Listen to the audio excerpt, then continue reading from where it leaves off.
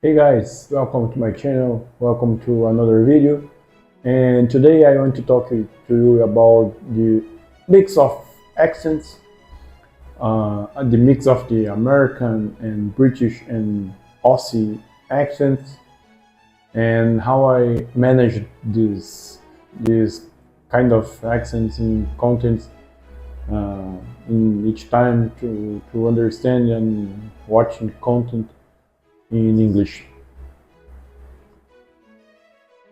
Well, let's start talking about the difficulty in this kind of a challenge of this variety of the accents. When I started to looking for searching a job in Australia, I I have started to uh, to search another kind of content about the Australian in general, about the language and content in Australian English. Then, when I decided to move to Portugal, um, I changed this mind this mindset, and I started to watch some content about the British English, and of course, Brazilians in the school we study the American English, and through this I developed this mix of accents and in a lot of kind of content. Well, let's start about American English. Uh, as I said, this is the accent we study at school, and the most part of Brazil, and I've imagined the whole America, Latin America, all people learn the American accent because the proximity in the same continent, and we have this base, this from USA, and this is most part of, I think, the phonetic is more close to us. We are able to learn and speak more this kind of accent. I don't know, because the the R letter I think is one of these main points. The American accent with the comprehensible input was one thing who what helps me a lot. I said this in this channel a few times, mainly with the channel from Kyle, the Pensando Inglês. I watch a lot of content to Canadian people. I think the two accents so closer, the Canadian and American. My low level, I think, with my level, I can point the difference between these accents, and it's so good to us understand this, and I think is a big difference from British accent, for example. I started to watch content about the British content when as I said, when I started to look for a new job in Portugal. In my mind, when I should stay in Europe, I I could encounter so many colleagues and teammates who speaks in British accent. So I started to watch these different accents and make this mix. I think this helped me a lot too, because I, I, I started to recognize the different patterns in American accent and British accents. Australians so know much. I watched a little bit of content. The most part of the content was watching the Bluey TV show with my kids. Bluey was a kids filming about a dog family and cartoon. And but in British accent, I watched a lot of content. I started to watch content about England teacher. His name is Lewis. English by Lewis, I think, his channel, and he has a podcast, and in this podcast he interviewed a lot of teacher, English teacher around the world, and some of them from USA or Canada or English or any one place,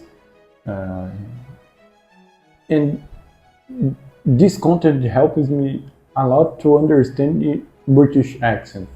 I started to watch him every day, and I was mixing the time too. A little bit of content on American, a little bit in British, and doing this mix. I think my brain was understanding these both kind of accents, and helps me to understand more easily these contents.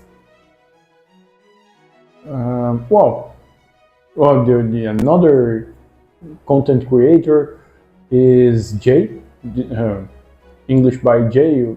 I think is this channel is another channel what I watch it every single video he posts. I watch. I like to watch this content. It's a different kind of content. It's more cinematographic, and he lives in Taiwan, and sometimes with her girlfriend, and is a kind of content about traveling sometimes and vlogging. I like too much of this kind of content, and I think the most easier to understand to me is when I watch a content about non-native creator, like Andrew, for example, from Russia. I watch every single video from him.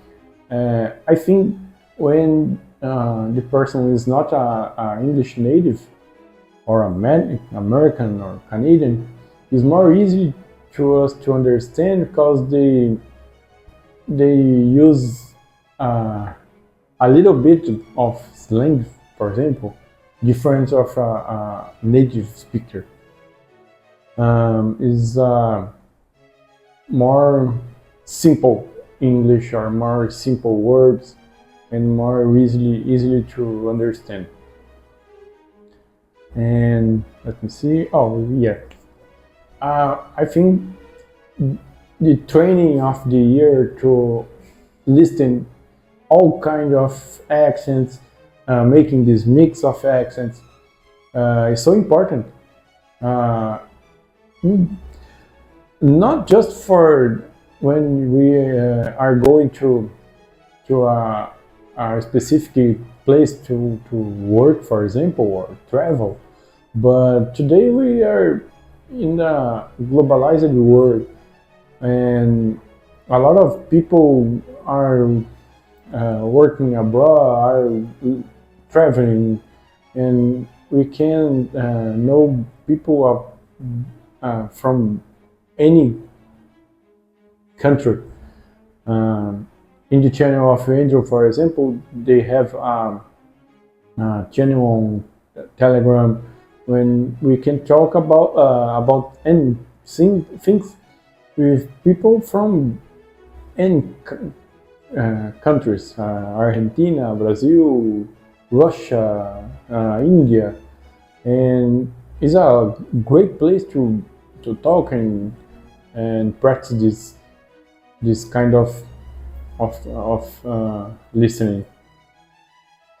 And I think it's this. We have to a lot of tools to do it. A lot of different content creators, and in any level of English. Today I'm watching a content about American content creator who bought a city called Cerro Gordo in USA, for example. His English is more hard. I don't know, it's hard, but they talking. They don't talk in calm and fluently and easily for us. And I think when I'm watching this kind of content, when I challenge me to understand this kind of English, is so cool. And I watching a channel about a family who lives in Alaska, for example, Outsider Boys, I think. And this other kind of content, but the accent is different too. And I think these tools, YouTube, I think is the best tool to understand and to practice this mix of language, the mix of accents. And in this moment, I thank you for stay here. Thank you for watching more this content, this video, and please write below what's your routine to watch this kind of content. Do you watch only American or only British content or anyone specific?